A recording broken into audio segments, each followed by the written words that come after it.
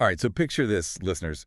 Bustling streets of Taipei. Yeah. But it's not just about the incredible food scene anymore. Right. We're talking about this place becoming a global magnet for, like, financial giants, attracting billions in investment, fintech startups popping up, you know? Like bubble tea shops, yeah. Exactly.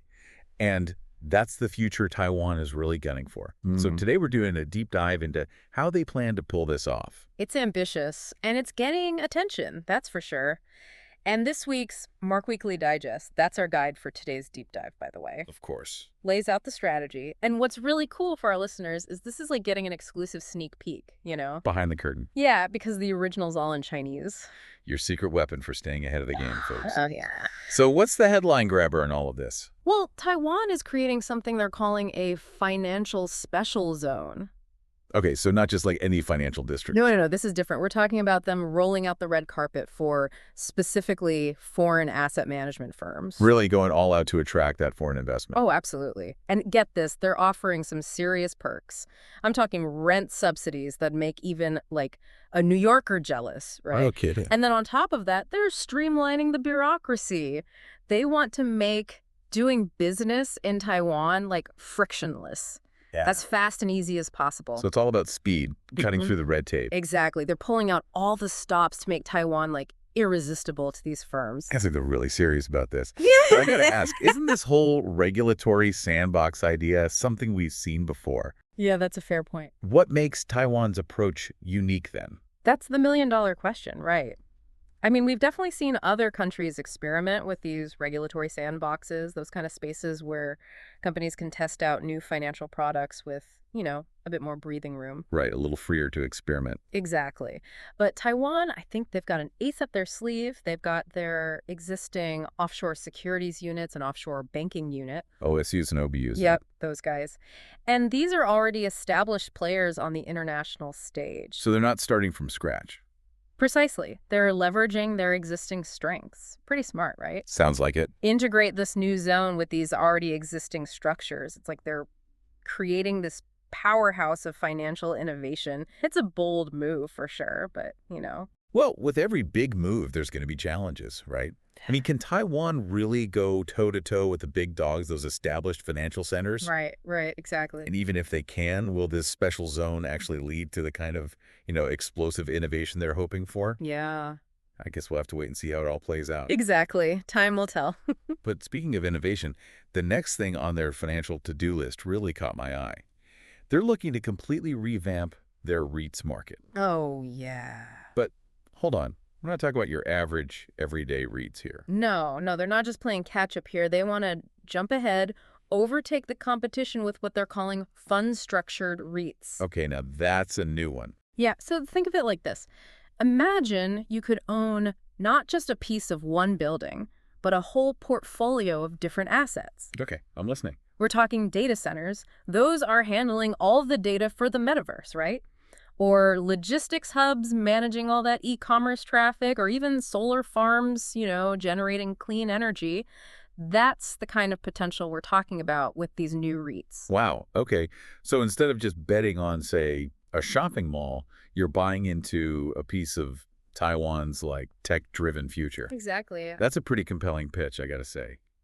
But haven't they tried to boost this market before? Why haven't they taken off like in other places? That's a good point. You're right. Taiwan's REIT market has lagged behind those big players, places like Japan and Singapore, for a while. And I think part of it has been, well, regulatory hurdles that made it kind of tricky for these investments to really flourish.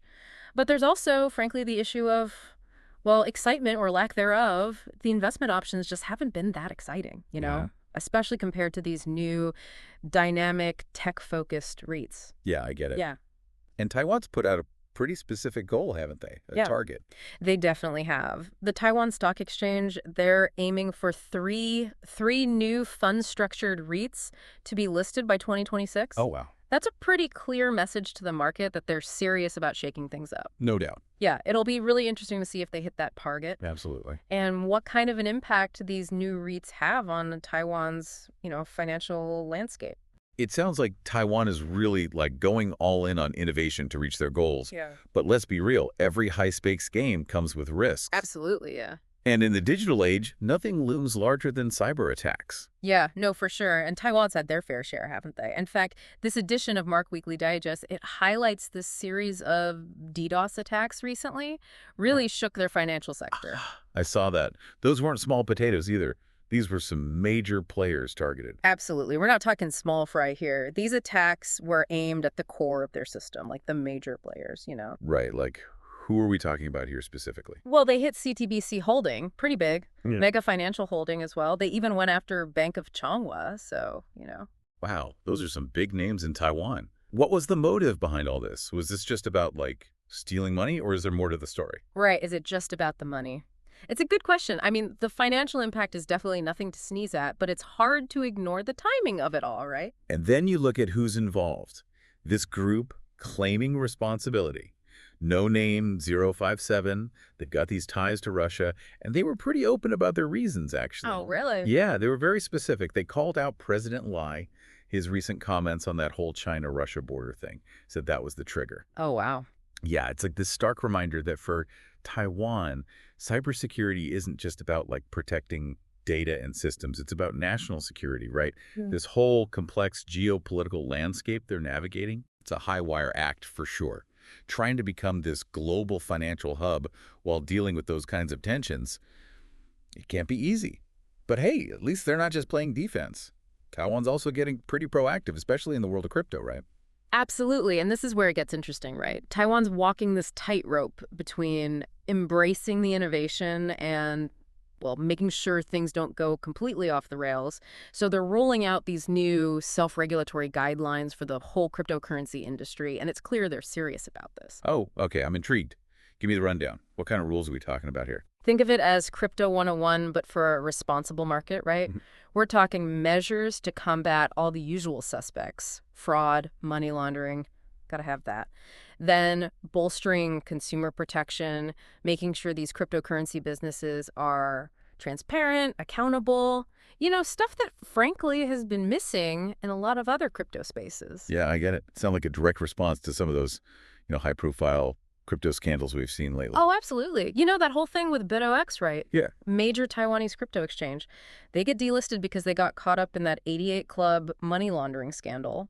Sent shockwaves through the whole industry. Oh, yeah, I remember that. Yeah, it was a wake-up call, not just for Taiwan, but for regulators everywhere, you know? Even in this decentralized world of crypto, you still need rules of the road. So it's like Taiwan is drawing a line in the sand. We're open for crypto business, but we're doing it our way. Responsible innovation, right? Exactly. And it's a tough balance to get right. You regulate too much, you risk stifling all that innovation, or businesses go elsewhere.